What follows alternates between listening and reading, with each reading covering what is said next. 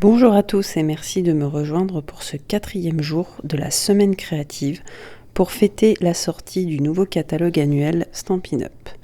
Donc nous reprenons notre lot des 2 derniers jours, pétales de pensée. Donc je vous remonte les 2 cartes qu'on a faites, la carte débutante et la carte intermédiaire. Et aujourd'hui, nous allons faire la carte confirmée.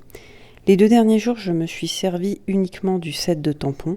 Et cette fois, je vais me servir, vous allez voir, des matrices de découpe. Donc j'ai pris une base de cartes comme les autres jours de 10 par 20 pliée au milieu à 10. Et j'ai également préparé un carré de 9,5 par 9,5 ainsi qu'un autre carré de 9 par 9.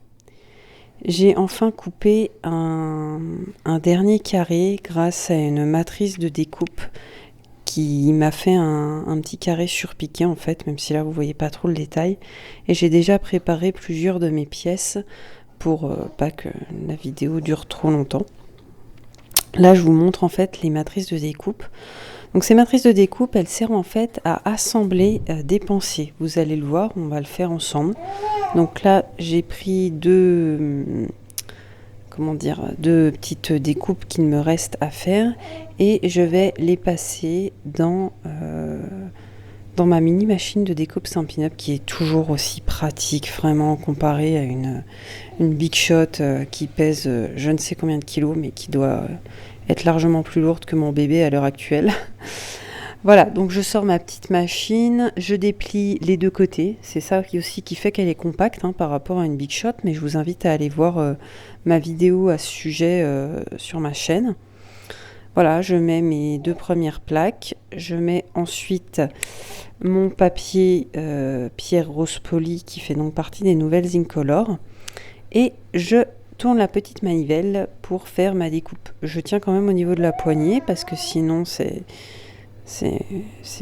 va pas passer, on va dire. Voilà, je la replie et je vais venir regarder mes petites découpes qui sont sorties parfaitement.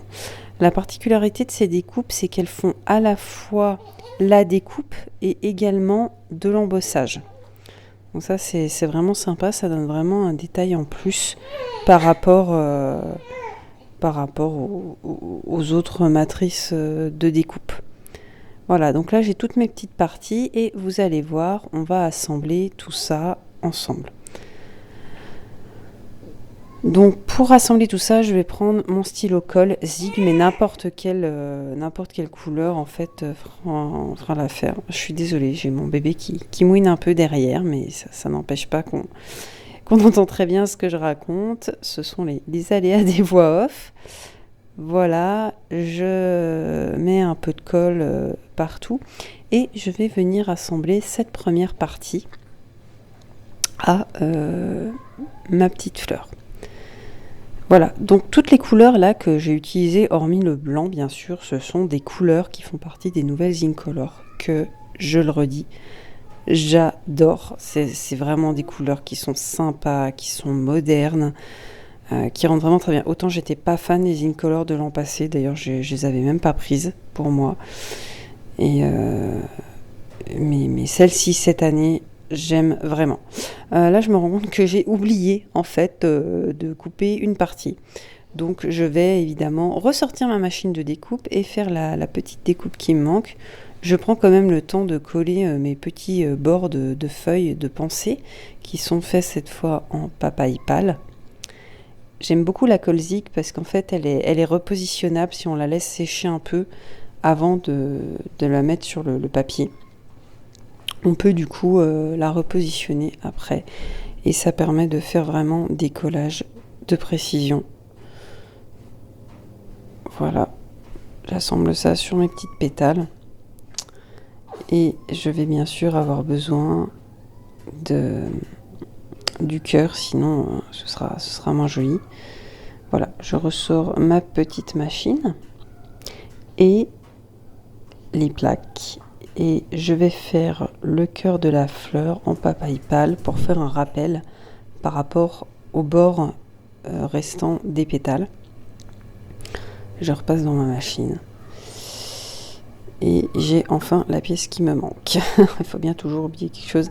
C'est marrant ces petites matrices qui s'assemblent tout ensemble. Je trouve que c'est vraiment plus sympa que juste découper autour d'un motif. Et ça, on le verra dans la vidéo de demain, qu'on peut aussi se servir de ces matrices de découpe pour découper des motifs sur notre papier. Voilà, donc je colle le cœur de la pensée. Et ensuite, je vais venir coller les petites pétales. Et nous sommes maintenant habitués à la vision de ma tête qui dépasse sur le champ de la caméra. Voilà, j'appuie bien pour que le tout se scelle bien ensemble. Et ensuite, je vais venir mettre mes petites pétales. Donc cette carte-ci, cette carte confirmée, elle demande, elle est un peu plus confirmée bien sûr dans le sens de la technique, puisqu'on doit assembler toutes ces petites pièces, qui n'est pas nécessairement facile, mais également par le matériel qui est demandé, puisque là, on ne demande pas seulement d'avoir un set de tampons, on demande aussi d'avoir une machine de découpe, d'avoir des matrices de découpe qui sont assorties, et également de faire du tamponnage, vous allez le voir, du collage un peu en 3 dimensions. Donc ça demande un peu plus de matériel. Maintenant que j'ai collé les pétales, je vais coller vraiment le cœur le minuscule cœur de la fleur. Donc là, je mets d'une petite pince. Ça va me permettre de coller avec plus de précision ma minuscule découpe. Et j'appuie bien pour qu'elle s'assemble correctement.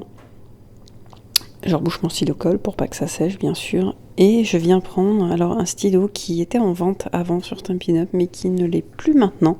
C'est un stylo qui s'appelle Wink of Stella et en fait qui vient mettre un aspect pailleté grâce à son embout pinceau. Donc c'est le même embout qu'un pinceau à réservoir d'eau, si vous connaissez.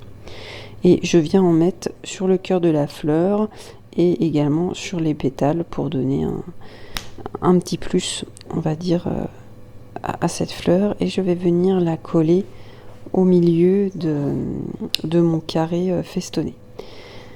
Je prends ma memento pour tamponner un sentiment qui va dire je t'aime si fort, il me semble. Et ce sentiment fait partie donc du set de tampons pétales de pensée. Et je vais venir le perforer avec une perforatrice qui malheureusement a disparu du catalogue. Mais vous pouvez très bien juste venir couper un rectangle autour. Et c'était la perforatrice, excusez-moi, étiquette classique. Voilà, donc maintenant j'ai toutes mes parties pour la carte, je vais pouvoir tout assembler. Je commence par le rectangle de 9,5 par 9,5. Je viens mettre de la colle tout autour et je vais venir le placer au milieu de ma base de carte pour qu'en fait on voit toujours les petits contours blancs de la base autour. Je trouve que ça donne un aspect un peu plus classe et travaillé à la création. Ensuite, je vais venir coller par-dessus mon deuxième rectangle qui fait 9 cm par 9 cm. Toujours au stylo à colle, mais une colle blanche fait très bien l'affaire. Type Tombow par exemple ou Tacky-Glue. Ou sinon, vous pouvez très bien faire du double face pour faire tenir tout ça. Voilà, moi j'ai choisi la colle Zig et parce que c'était celle que j'avais sortie pour cette création. Et comme vous le voyez, ça va très bien. Voilà, je colle également le petit rectangle festonné au milieu. Et là, petite astuce, quand vous avez un papier quadrillé comme le papier orange que vous pouvez voir sur la vidéo, servez-vous des petits rectangles pour aligner correctement votre carré blanc et être sûr qu'il est collé bien droit. Voilà, donc ensuite je vais venir coller la fleur. Je choisis de mettre la fleur collée sans qu'elle soit en 3D, puisque je préfère donner du volume au sentiment. Voilà.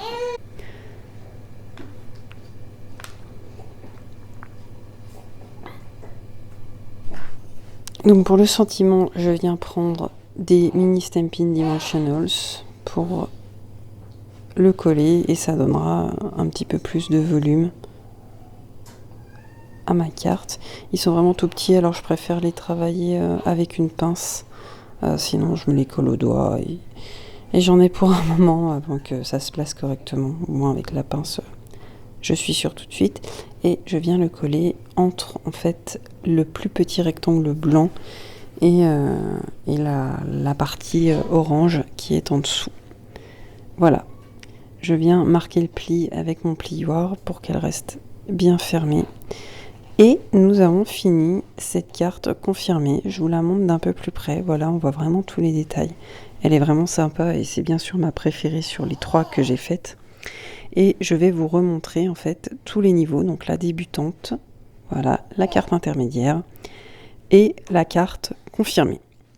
Je vous laisse me retrouver sur ma boutique en ligne dont le lien est en barre d'infos. Et je vous dis à demain pour un nouveau projet créatif.